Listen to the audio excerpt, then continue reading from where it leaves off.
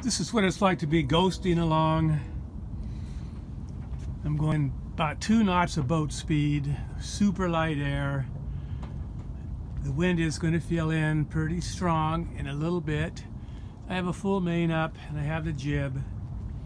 And Goodway's just coming along. This non-skid on the deck that you see is going to be sanded down and replaced by me, hopefully in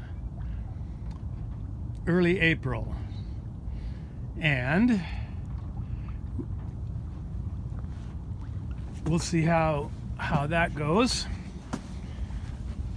Here's a little bit of information right here, not very deep. I'm gonna take you below and we'll walk around a little bit. I'll keep my eye out on where we're going. This is the main cabin. Port, settee, starboard settee, electrical panel, control panel. Of course, the television. There's our logo, Goodway of the Compostela de Santiago, which the boat is named after, Bien Cayman. The galley, a gimbaled stove and oven. It works just fantastic. Electric head. Beautiful sink. I also have a shower here built in with the door. I have my inflatable kind of stowed in there right now. On the stern, I have another shower on the swim ladder.